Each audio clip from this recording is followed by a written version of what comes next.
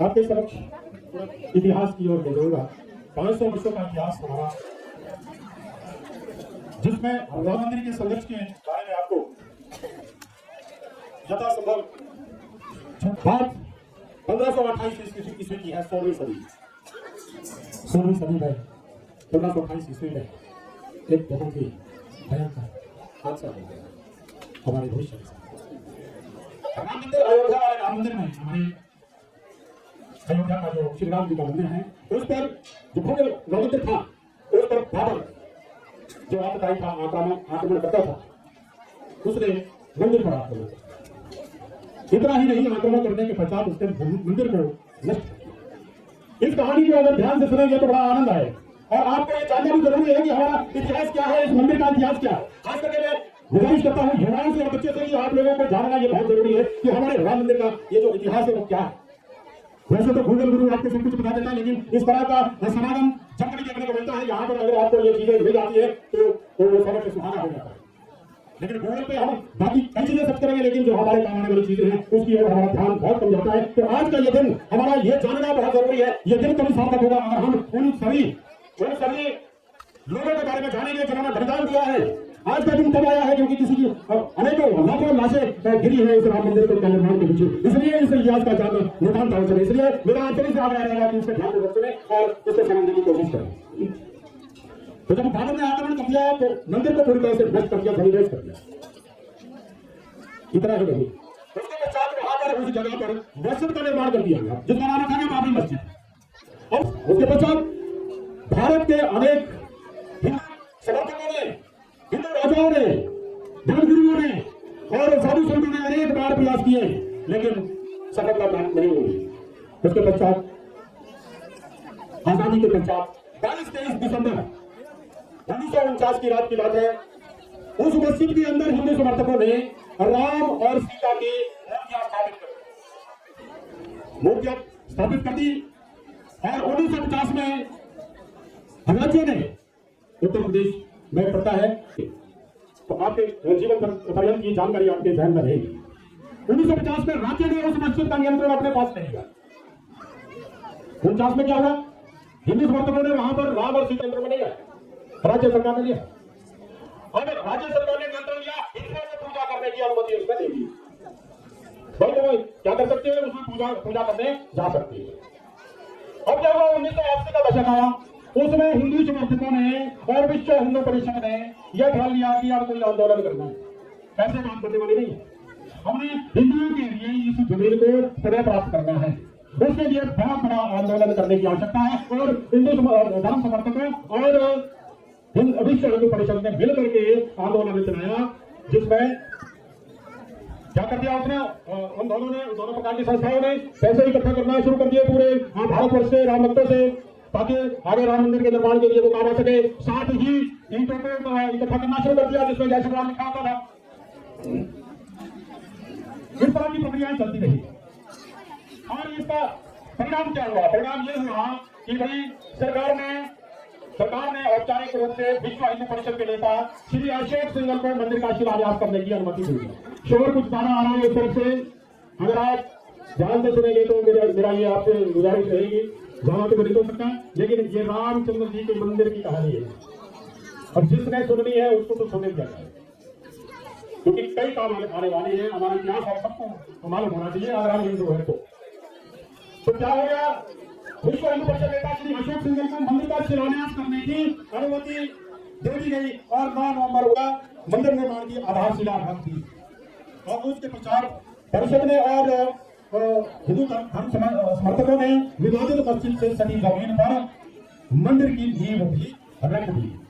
अब एक बहुत ही हृदय विदारक कहानी में आपको सुनाता हूँ।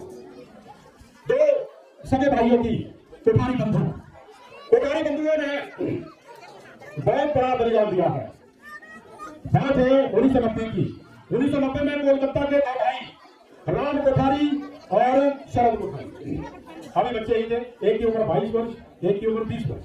राम कोठारी की 22 वर्ष और शरद कोठारी की 20 वर्ष उम्र थी। उन्होंने भी तय कर दिया कि हमने भी अयोध्या राम मंदिर के आंदोलन में भाग लेना है। अयोध्या घर वालों ने, रिश्तेदारों ने, सबने समझाया भाई यार क्या करना वहां जाकर के, यहाँ पर आपकी बहन की शादी है, दिसंबर में शादी थी, अक्टूबर में अड़ गई, हमें जाना है, आंदोलन में जाना है। और उनकी बहन पूर्णिमा को खानी, जिसका नाम था, उसकी शादी दिसंबर में, 8 दिसंबर को, कि नहीं हम तो जाएंगे। भाई ऐसा करो, सबने समझाया, एक ने चले जाओ, एक नहीं आने जाओ, नहीं हम तो जाएंगे, दोनों जाएंगे, राम के काम आएंगे। मुझे सूचना मिली है कि भंडारा अब लगभग उसमें 1 घंटा शेष है, क्योंकि इस कार्यक्रम को अंतिम देना शेष है, उसके बाद भंडारा आयोजित किया जा रहा है। कोई भी इस परिसर को छोड़ करके ना जाए, वरना रामचंद्र जी आपका ख्याल रखेंगे।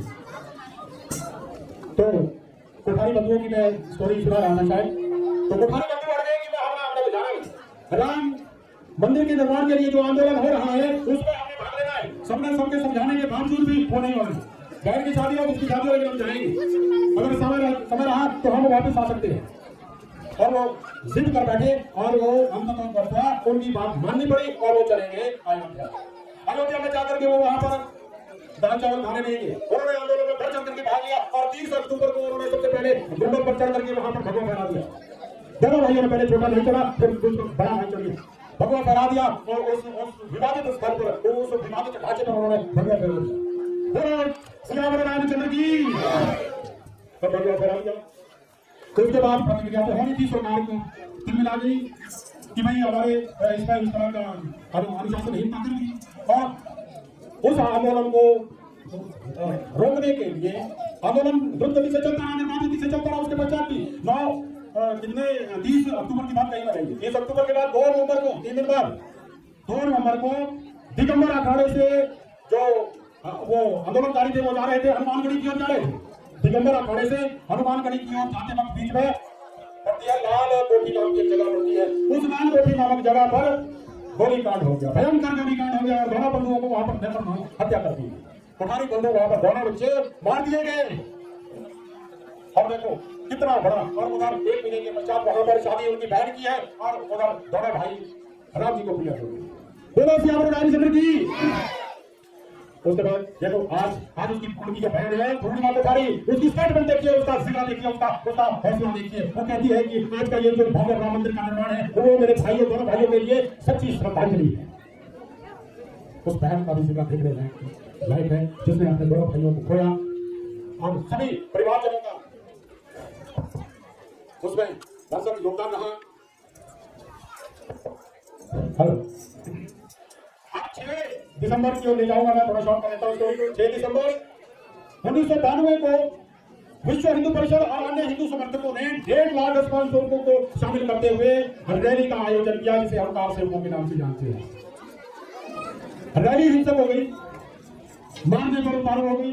1992 की बात करो, 6 दिसंबर रैली जब हिंसक हो जाती है दूसरा कुछ तो बहुत होता है, और उन्होंने उस मस्जिद को ध्वस्त कर दिया। उन्होंने अच्छा किया कि मस्जिद को ध्वस्त कर दिया, गिरा दिया, तोड़ दिया। तो किसने? दोनों कार सेवकों ने। बोलो श्री राम की। पुलिस के नियंत्रण से जब बाहर हो गई, रैली बाहर हो गई, हिंसक हो गई, तो उन्होंने ध्वस्त कर दिया और उसका परिणाम यह हुआ कि सांप्रदायिक हिंसा हो गई पूरे देश भर में। हिंदू और मुसलमान आपस में लड़ गए, सांप्रदायिक हिंसा हो गई, बहुत सारे हिंदुओं को मार दिया, बहुत सारे मुसलमानों को मार दिया, हजारों ने अपनी जानें गंवा दी। और ये कई महीनों तक ये दौर चलता रहा, सांप्रदायिक हिंसा वाला दौर चलता रहा। और न केवल हमारे भारत में ये हिंसाएं हुई, भारत से बाहर पाकिस्तान और बांग्लादेश में भी सांप्रदायिक हिंसाएं हुई। वहां पर भी मंदिरों को ध्वस्त कर दिया गया, नष्ट कर दिया गया, बर्बाद कर दिया गया। 5 जुलाई 2005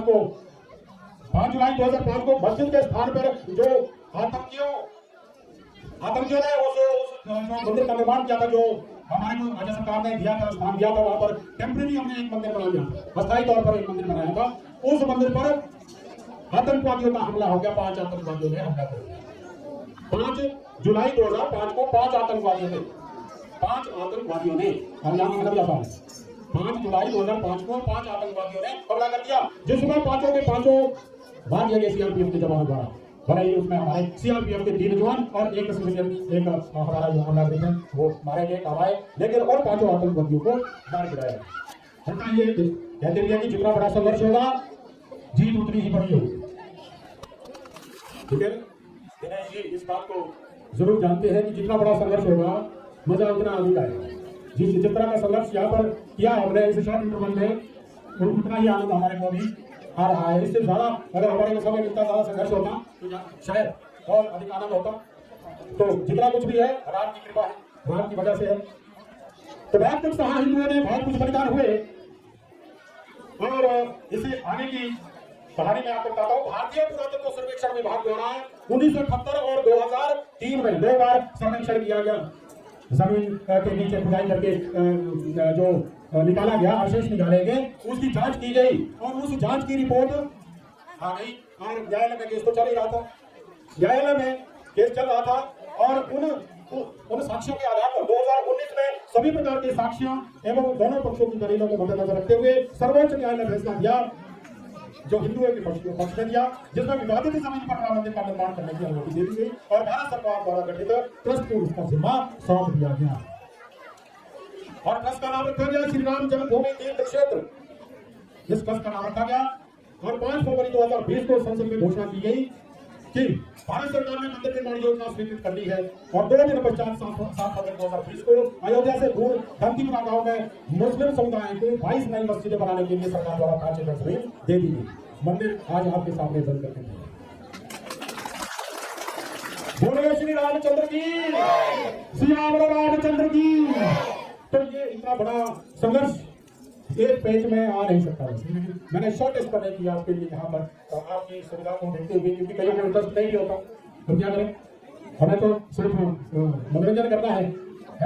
लेकिन रामचंद्र जी की इस मंदिर निर्माण की इस गाथा को, इस स्टोरी को समझना सबके लिए बहुत आवश्यकता था, इसलिए मैंने ये आपके लिए यहाँ पर लाया।